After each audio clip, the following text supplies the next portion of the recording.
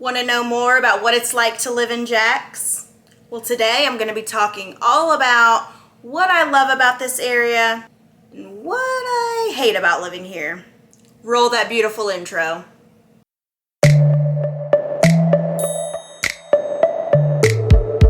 Hey everyone, I'm Elizabeth Peters, Realtor with LPT Realty in beautiful Northeast Florida. I get many calls throughout the week from people relocating to our area, and I'm absolutely here for you if you are thinking about moving to Northeast Florida. As a native to the area, I love talking about why Jacksonville is an awesome place to live.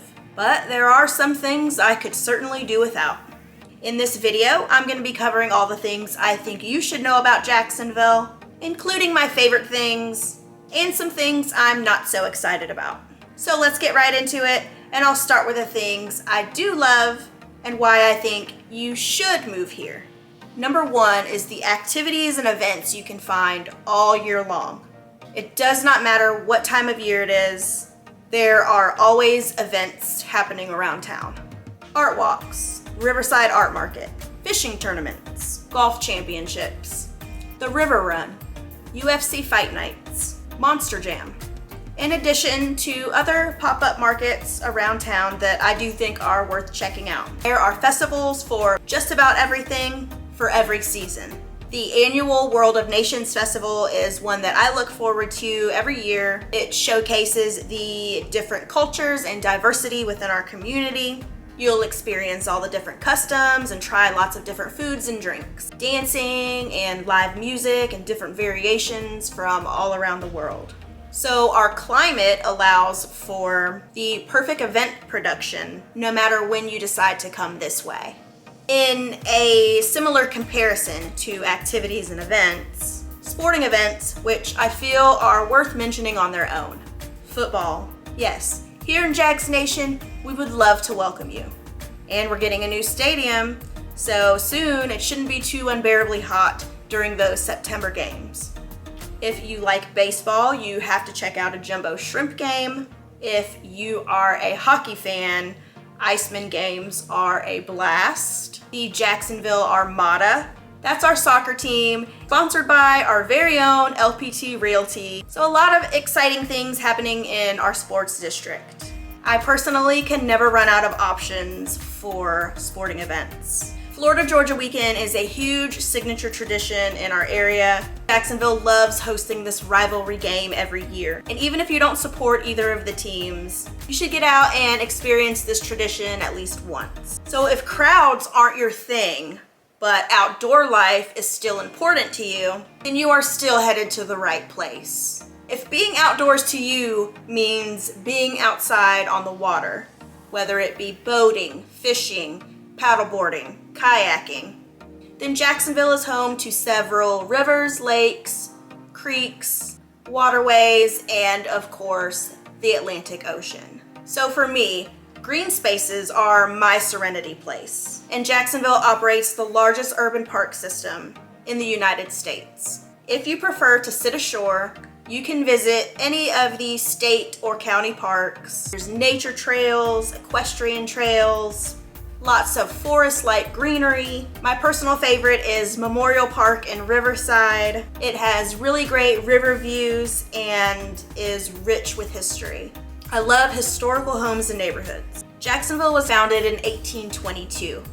I am continuously captivated by the history of Jax throughout the years. The historic districts, our city's first neighborhoods, influential events, the fire in 1901 that destroyed about 146 blocks of our downtown core, and the rebuild that was necessary after that, which ignited a transformation Jacksonville needed.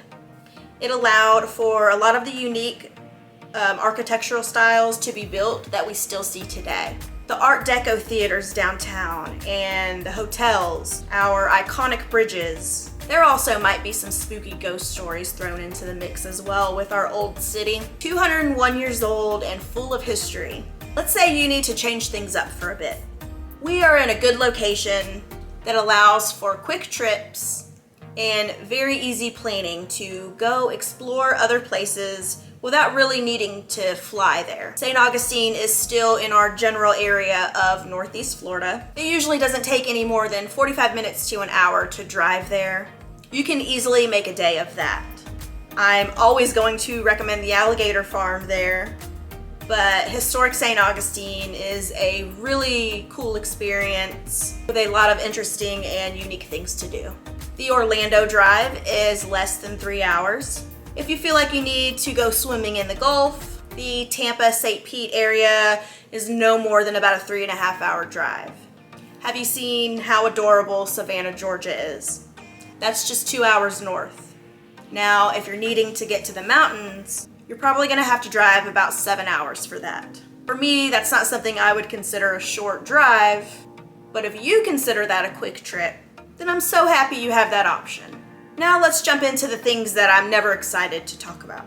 Jacksonville's landmass, the distance it takes to get to and from various parts of town. If you've never been here before and you're heading this way, once you arrive, it's probably gonna be the first thing you're gonna notice. How many cities and towns are in the county you're currently living in?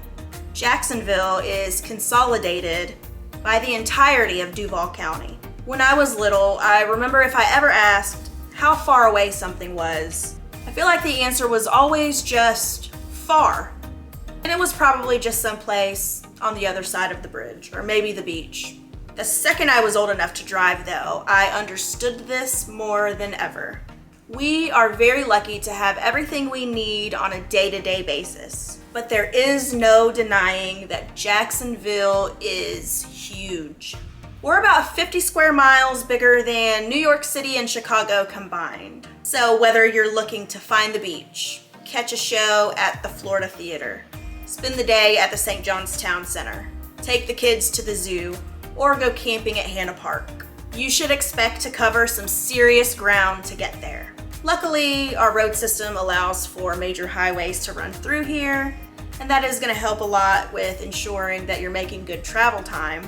But you need to go ahead and expect that you will add a lot of extra mileage and just overall wear and tear on your vehicle. Which brings me on the subject of our walkability. If you've looked up our overall walkability rating, you've probably found that it's very low. We are a very heavily car-dependent city.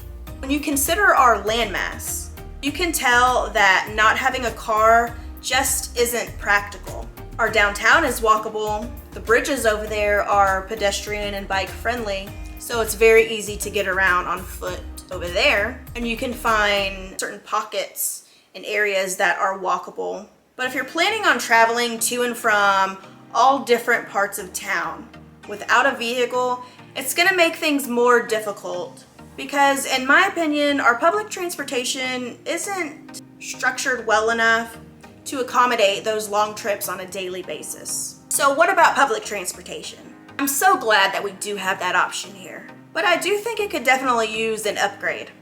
A lot of people enjoy riding the monorail downtown and it's free.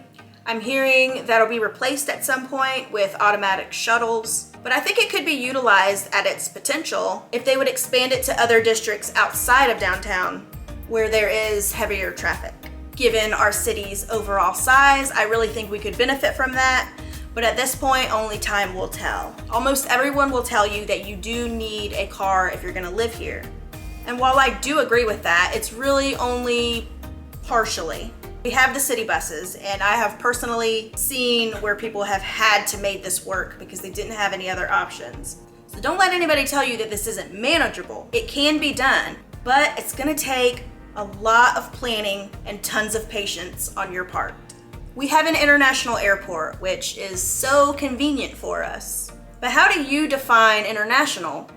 Because for our airport, it's really just a title, at least for now anyway. You can fly directly to about 40 destinations, including Puerto Rico. So if you're a frequent traveler and you go to a lot of places overseas, if you're gonna fly from Jacksonville, either plan to stop along the way, or you can drive to Orlando or have somebody drop you off at the Orlando airport, and you can always just fly out from there. The St. Johns River is the unofficial symbol of Northeast Florida, which residents often use for different water activities. It provides great rooftop views. It makes it beautiful and fun to walk the bridges downtown and even the river walk. It's common to see dolphins and manatees and river otters, and that's really so precious and cool to see. But you really need to be cautious about swimming in any of the rivers, lakes, or creeks here. The currents in some areas are sometimes really strong.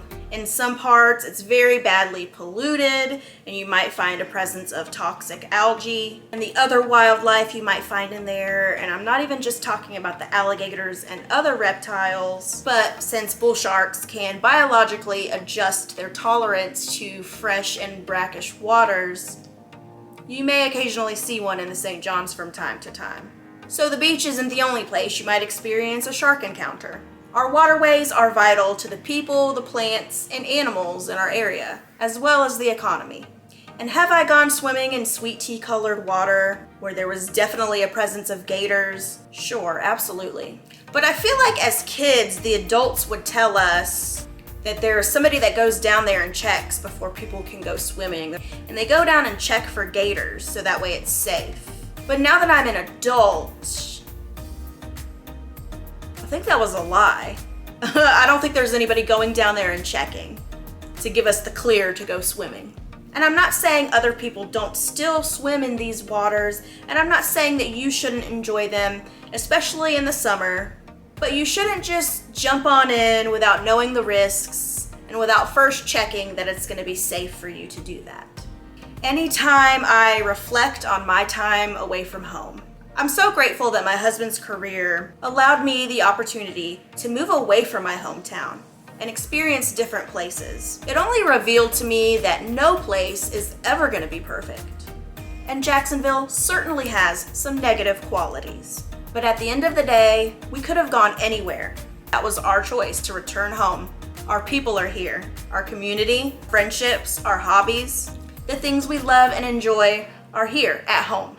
I do think that anyone can be happy in Jacksonville as long as they're finding their own routines, their own hobbies, and where they're gonna fit in best. If you liked this video, I would love it if you gave it a thumbs up and considered subscribing to this YouTube channel, Elizabeth Talks Jacksonville, if you're interested in home ownership, real estate topics, and what life is like in the Jacksonville area.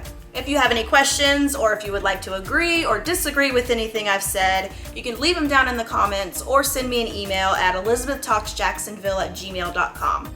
You can also follow me on Facebook and Instagram, or you can find more information by clicking my link tree down below. Thank you so much for watching. Until next time, happy house hunting.